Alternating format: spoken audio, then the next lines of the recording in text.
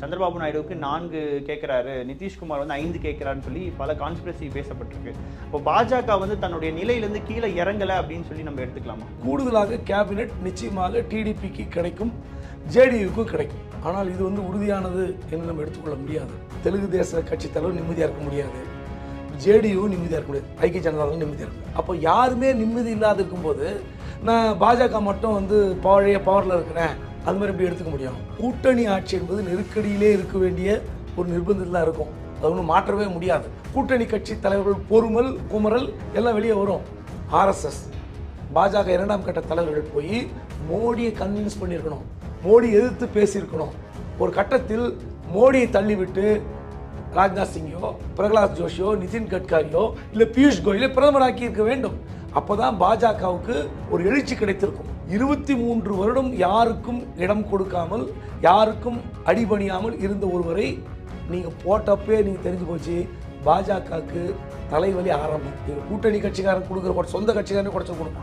மோடி பிரதமராக இருக்க போகிறாரா அல்லது இடையிலே எனக்கு வேண்டாம் அந்த பதவி என்று ஓடப் போகிறாரா என்பதை நம்ம பொறுத்திருந்து தான் பார்க்கணும். சேனல் 5 தமிழ் நேயர்களுக்கு வணக்கம். இன்றைய நேர்காணலில் நம்மோடு இணைந்திருக்கும் சிறப்பு விருந்தினர் மூத்த பத்திரிகையாளர் குபேந்திரன் அவர்கள். வணக்கம் சார். வணக்கம் சார். நேற்று வந்து அமைச்சரவைக்கான இலாக்காக்கள் அறிவிக்கப்பட்டிருக்கு. பாஜகவை சேர்ந்த கிட்டத்தட்ட 61 பேர் வந்து அமைச்சர்கள் ஆயிருக்காங்க.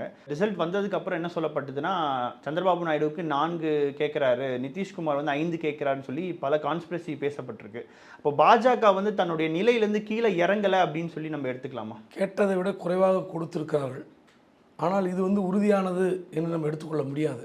ஏன்னா கண்டிப்பாக அவங்களுக்கு ஒரு கேபினெட் இவங்களுக்கு ஒரு கேபினெட்ன்றது சரியாக இருக்காது. கண்டிப்பாக கூடுதலாக இப்போ விரிவாக்கம் செய்யும்போது டிடிபிக்கு ஒரு சீட் கிடைக்கலாம். இன்னும் வந்து என்சிபியோட கட்சி அஜித் பவார்லேருந்து ஃபிர்வல் பட்டேல் ஏற்றுக்கல, அவர் ஒருத்தர் கேட்குறாரு. அப்புறம் ஏக்நாத் ஷிண்டே வந்து எங்களுக்கு போதலைங்கிறாரு. ஸோ இதெல்லாம் வரும்போது இன்னும் வந்து சில ஒரு மாதங்களில் கூட விரிவாக்கம் செய்வதற்கு வாய்ப்பு இருக்கிறது. இது கூடுதலாக கேபினெட் நிச்சயமாக டிடிபிக்கு கிடைக்கும், ஜேடியுக்கும் கிடைக்கும். ஆனால் இப்போ நம்ம இன்னொன்று பார்க்கும்பொழுது பார்த்தீங்கன்னா, உள்துறை எல்லாமே வந்து டிடிபி கேட்டாங்கன்னு சொன்னாங்க. ஆனால் அந்த உள்துறையை பொறுத்த வரைக்கும், உள்துறையாக இருக்கட்டும் சில முக்கியமான துறைகளாக இருக்கட்டும் பாஜக வசமே இருக்குது. ஸோ அந்த அடிப்படையில் நம்ம வந்து பிஜேபியோட கை ஓங்கி இருக்குன்னு நம்ம எடுத்துக்கலாம் இல்லையா இந்த விஷயத்தை பொறுத்த வரைக்கும்? அதாவது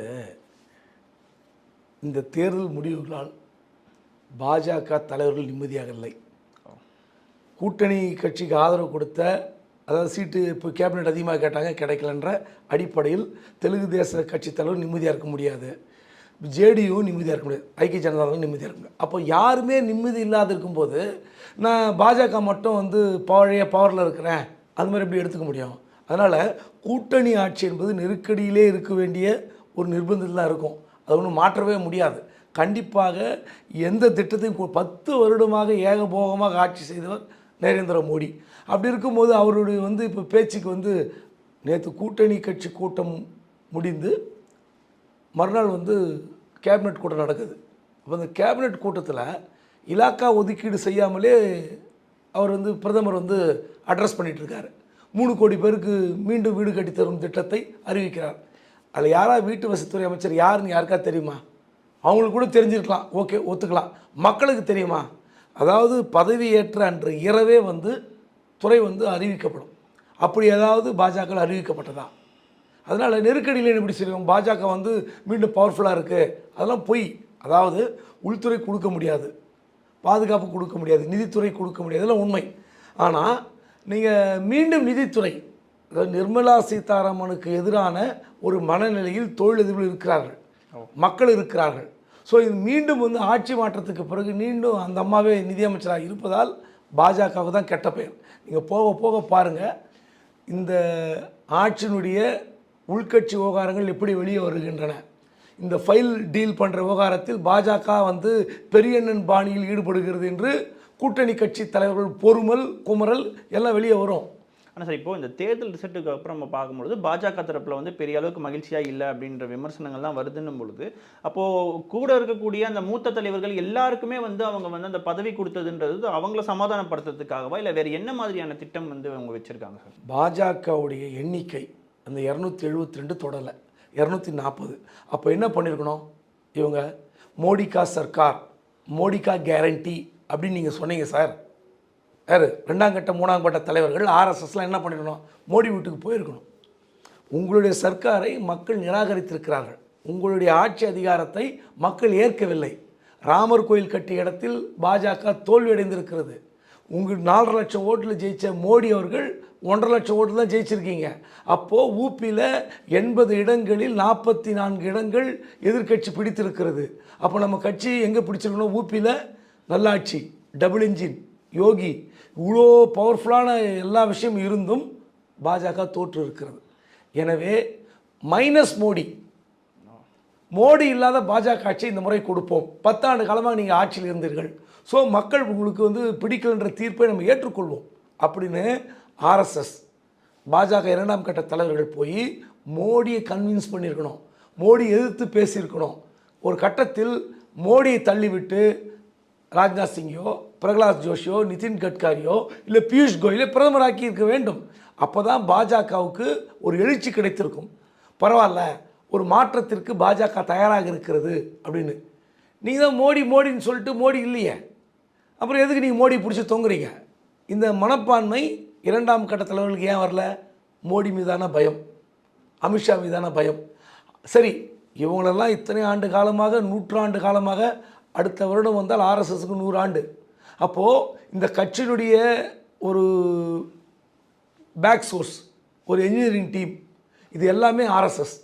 இந்த ஆர்எஸ்எஸ் கூட வலிமையாக போய் மோடியை மாற்றுவதற்கு தயாராக இல்லை. அந்த அளவுக்கு பயம்.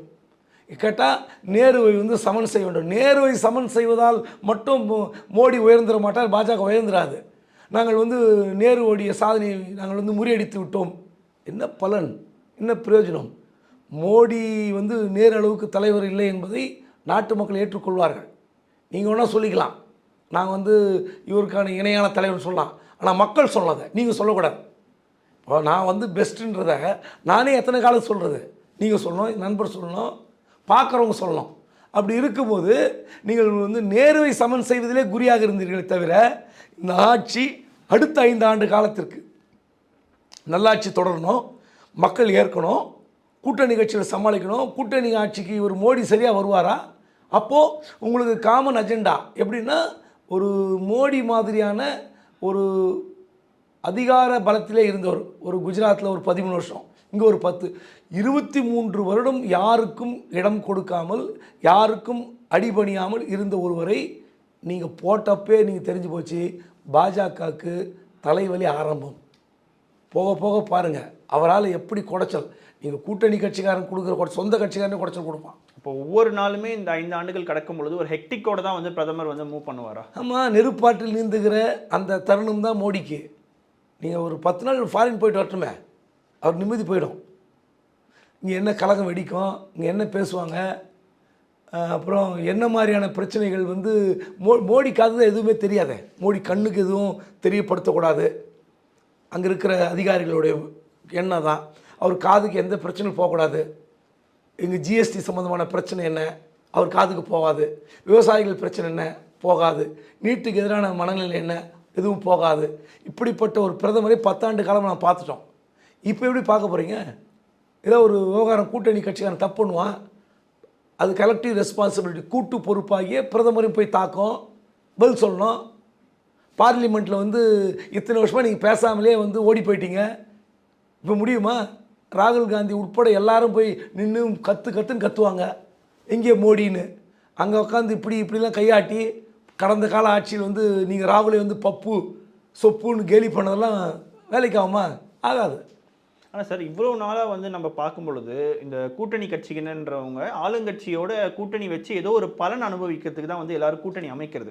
ஆனால் இப்போ இந்த தேர்தல் ரிசல்ட் வந்ததுக்கப்புறம் எதிர்கட்சியினர் நிதிஷ்குமார் பாருங்கள் கண்ட்ரோல் பண்ணுவார், சந்திரபாபு நாயுடு கண்ட்ரோல் பண்ணுவாருன்னு. உண்மையாகவே இந்த கூட்டணி கட்சியினர் தேச நலனுக்காக சில விஷயங்கள் பாஜகவை நிர்பந்திப்பாங்கன்னு நினைக்கிறீங்களா சார்? அதாவது மீடியாக்கள் தான் இந்த நாட்டு நலனை பற்றி சிந்திக்கணும். சாதாரண மக்கள் பேசுவார்கள். அந்த நாட்டு மக்கள் பேசுகிற பிரச்சனையை எதிர்க்கட்சி ஜனநாயகத்தை எதிரொலிக்க வேண்டியது மீடியாக்களுடைய கடமை. நீ மீடியாவே இல்லையே, அரசியல்வாதிகள்லாம் சுயநலவாதிங்க. சந்திரபாபு நாயுடு எல்லாருடைய பிரச்சனையும் தூக்கின்னு போய் திரிவாரா?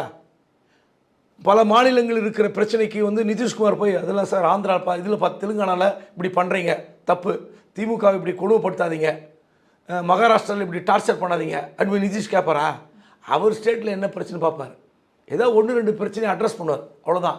எல்லா பிரச்சனைக்கும் சந்திரபாபு நாயுடுவும் நிதிஷ்குமார் ஓடி போய் காபந்து பண்ணி இவங்களை வந்து பாஜகவை சேஃப்கார்டு பண்ணுறதுலாம் முடியாது. அவங்கவுங்க ஸ்டேட்டை வளர்த்துக்கிறதுக்கு அவங்க பார்ப்பார்கள். ஏன்னா அவங்க லோக்கலில் அரசியல் பண்ணியாகணும். சந்திரபாபு நாயுடுக்கு ஆந்திரா பல கோடி கடலில் இருக்குது. அவர் பல்வேறு பிரச்சனைகள் இருக்கிறார். தன்னை நிலைநிறுத்திக் கொள்வதற்கு சந்திரபாபு நாயுடு முன்னிப்பார், தன்னுடைய ஸ்டேட்டை வளர்க்க அவர் முன்னிருப்பார். இதுதான் நடக்கும். அதை விட்டுட்டு எல்லா மாநில பிரச்சனையும் தூக்கின்னு போய் இதெல்லாம் முடியாது. ஆனால் எப்படின்னா, ஏதாவது ஒரு தேச நலன் கருதிய விஷயத்தில் பாஜக எடுக்கிற முடிவை தெலுங்கு தேசம் ஏற்றுக்கொள்கிறதா என்ற கேள்விக்கு ஒரு மோடி வந்து வாயை கட்டிக்கிட்டு யார் மீடியா பார்க்காம இருக்கலாம், அமித்ஷா கையை கட்டிட்டு பேசாமல் இருக்கலாம், உங்கள் கட்சி தலைவர் யாரும் வாய் திறக்க மாட்டாங்க, கேட்டால் திசை திருப்புவாங்க. ஆனால் நாயுடு அப்படி இல்லைல்ல. நாயுடு மீடியா பேசி ஆகணும்ல, நிதிஷ்குமார் பேசி ஆகணும்ல. உங்கள் கட்சி நீங்கள் போடுற உத்தரவுக்கு உங்கள் கட்சி பாஜகவுன்னா அடி பண்ணிடலாம், கூட்டணி கட்சி அடி பண்ணியாது, அவன் பேசி ஆகணும். சார் பாஜக அப்படி ஒரு திட்டம் கொண்டு வராங்க, என்ன நீங்கள் உங்களோட கருத்து சொல்லுங்கள், ஆதரிக்கிறீங்களா ஆதரிங்கன்னு சொல்லுங்கள் அப்படின்னுவான்ல. அப்போ கண்ணு மூடிட்டு ஆதரிக்க முடியாதுல்ல.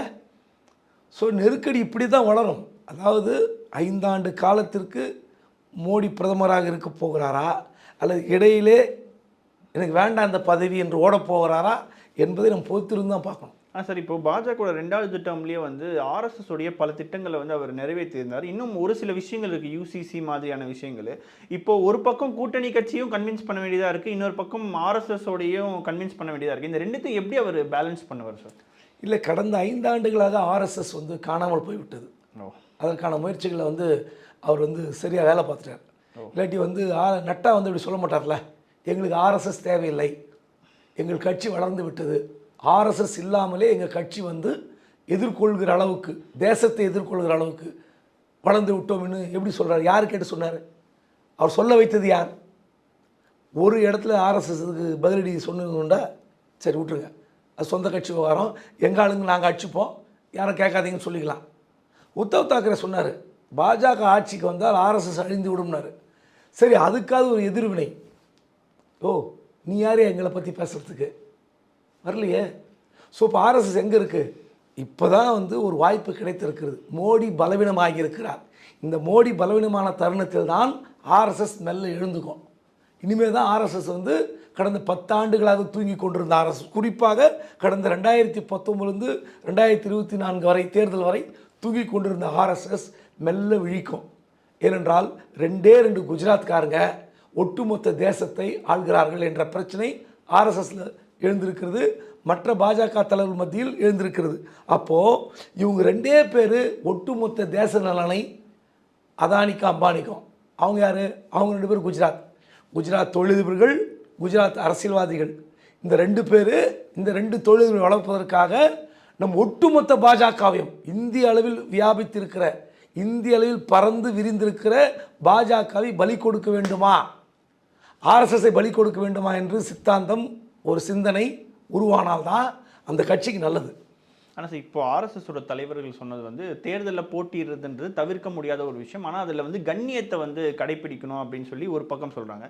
சுப்பிரமணிய சுவாமி சொல்கிறாரு, மோடி அவர்கள் வந்து சீட்டு குறைஞ்சதுக்கு வந்து அவங்க எதிர்க்கட்சி வரிசையில் தான் நிற்கணும் அப்படின்ற மாதிரி விமர்சனம் வச்சுருக்காங்க. இவங்க 2 பேருக்குமே வந்து மோடின்ற தனிநபர் மீது அவங்களுக்கு வந்து விமர்சனமா, இல்லை சித்தாந்த ரீதியாக அவங்களுடைய விமர்சனம் இருக்கா சார் இந்த விஷயத்தை பொறுத்த வரைக்கும்? இல்லை, மோடியை யாராவது எதிர்த்து பேசினால் எல்லாம் ரவுண்டு கட்டி அடிப்பாங்க, பாஞ்சு அடிப்பாங்க. ஏன் சுப்பிரமணியசாமி மீது எந்த பாஜக தலைவர்களும் எதிர்வினை ஆற்றுவதில்லை? நான் கேட்குறேன், ஒன்று அவர் கட்சியில் இருக்கார், சரி, நான் என்ன சொல்கிறேன், அவரை வந்து ஒன்று தில்லை நீங்கள் கட்சியிலிருந்து நீக்கணும். கட்சி தலைமை சுப்பிரமணியசாமி கொள்கை எங்களுக்கு ஏற்பதாக இல்லை, அவர் பேசுகிற பேச்சு கட்சி விரோத நடவடிக்கைக்கு உகந்ததாக இருக்கிறது, கட்சி சுப்பிரமணியசாமி கூட கட்சி விட்டு நீக்க முடியலன்னா அப்போ உங்களுக்கு என்ன பயம்? 56 இன்ச்சு விஸ்வகுரு பரமாத்மாலாம் சொன்னீங்கல்ல, சுப்பிரமணியசாமி ஒன்றுமே இல்லைங்க. சுப்பிரமணியசாமி இன்ட்ரி யார் எடுக்கிறா? யாராவது நேஷ்னல் மீடியா எடுக்குதா? எல்லா மீடியாவும் கண்ட்ரோல் வச்சுருக்கீங்க. ஏதோ 1-2 மீடியா எடுக்கலாம். அவர் ஏதோ ட்விட்டரில் புலம்பின்னு இருப்பார், நான் சும்மா விட மாட்டேன். அவர் என்னத்தை பண்ண போகிறாரு? சும்மா வாழ்வாள்னு கத்துவார், பிரயோஜனம் என்ன? இது வரைக்கும் சுப்பிரமணியசாமியால் பாஜகவுக்கு என்ன வீழ்ச்சி நடந்து விட்டது. நான் சும்மா விட மாட்டேன்றாரு மோடியை, என்ன பண்ண போகிறாரு? ஆனால் ஏன் சுப்பிரமணிய சாமி கண்டு மோடி பயப்படுகிறார்? இதுதான் விவகாரம். அப்போ அதில் தான் ஏதோ ஒரு பிரச்சனை இருக்குது, ஏதோ ஒரு பெரிய மாயை இருக்குது, பொருள் இருக்குதுன்னு நம்ம புரிஞ்சுக்க வேண்டியிருக்கு. அதனால் நீங்கள் சுப்பிரமணிய சாமி தான் கேட்கணும், ஏன் மோடி எதிர்க்கிறீங்க? ஏன் மோடி உங்களை நீக்க மாட்டேறாரு கட்சி விட்டு? எல்லாருமே மோடி பார்த்து பயப்படுறாங்க, ஆனால் நீங்கள் மோடி பார்த்து பயப்படல. ஆனால் உங்களை பார்த்து ஏன் மோடி பயப்படுறாரு? அதுக்கு என்ன காரணம் என்பதை சுப்பிரமணிய சாமி தான் நாட்டு மக்கள் முன்னாடி சொல்லணும்.